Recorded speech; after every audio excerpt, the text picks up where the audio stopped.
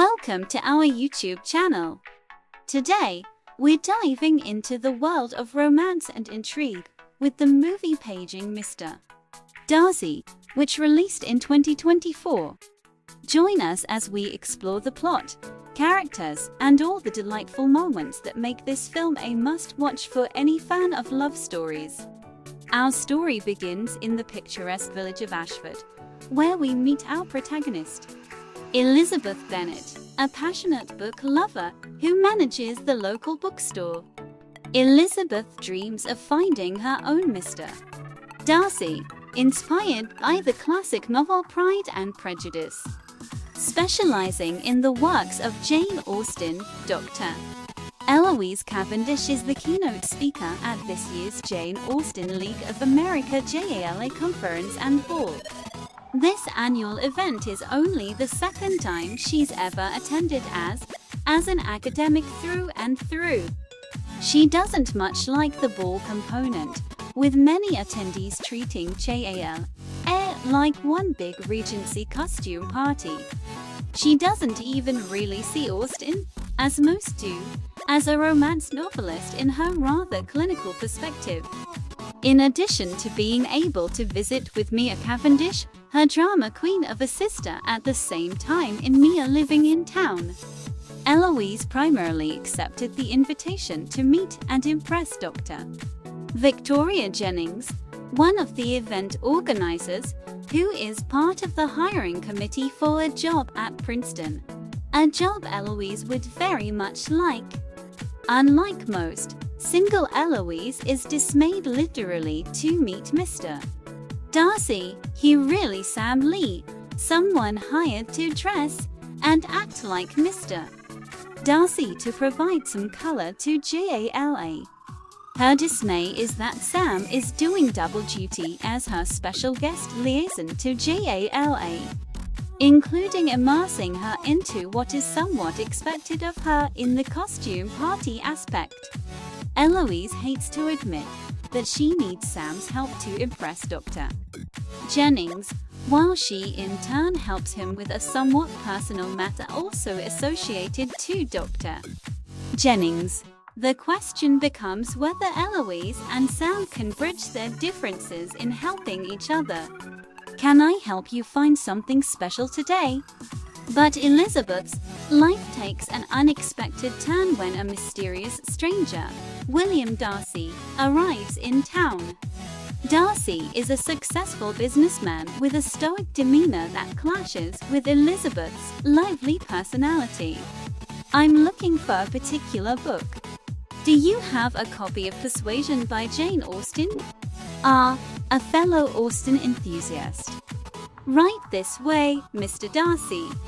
As Elizabeth and Darcy interact, their initial animosity slowly transforms into a budding romance, reminiscent of the timeless love story that inspired them. What draws you to Austen's novels, Mr. Darcy? I suppose I find solace in the complexities of human relationships portrayed in her stories. Don't you? But just as Elizabeth and Darcy begin to fall for each other, their romance faces obstacles from their own insecurities and the meddling of those around them. You're so closed off, Darcy. Can't you see that love requires a vulnerability? I'm afraid of letting anyone in, Elizabeth. I've been hurt before. This is your usual Hallmark pair, with downgraded food intended as a humorous but poorly conceived plot point, inadequate and inconsistent costume work for an Austen conference, and little to no research as to the type of women or vendors that might actually be at such an event invested prior to the writing phase of the script. Some Austen quotes and character references are peppered throughout for good measure, but the characters are as one-note and predictable as those of any Hallmark show, and not worthy of a Jane Austen tribute. There were a few redeeming moments: the field trip to the exhibit of Austen correspondence, and the preparation of somewhat accurate period piece deserts which could or should have been brought in on silver platters to cooing of the attendees. But no by the leads, but there was no need to devolve all the way to off-brand Subway deli meats for an elegant garden party just for humor, when trays like that could have easily been arranged at Whole Foods or any local gourmet market. It didn't add humor, it just emphasized the lack of class and substance in the film production itself. I'm still planning to watch the other Jane Austen movies this month. And I really, genuinely hope they hired a real film writer for at least one of them. I'm a big Austen fan and it would be such a shame if all the films are this much of a missed opportunity.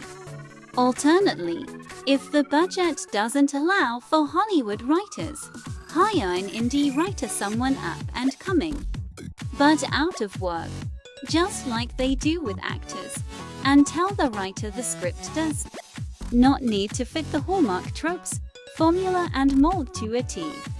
My advice to Hallmark for any future female author tribute: show respect, allow Aretha Franklin, and put a little more legwork into the script by also hiring outside costumers, outside hairstylists, caterers.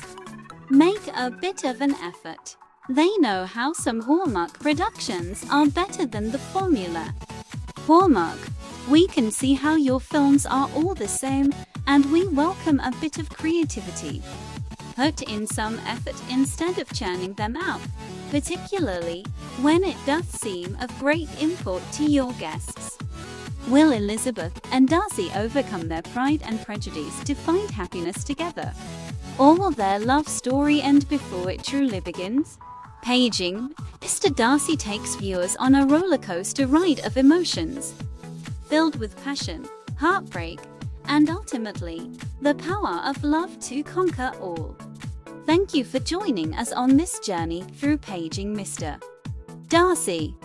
Don't forget to like, share, and subscribe for more movie reviews and behind-the-scenes content. Until next time, happy watching.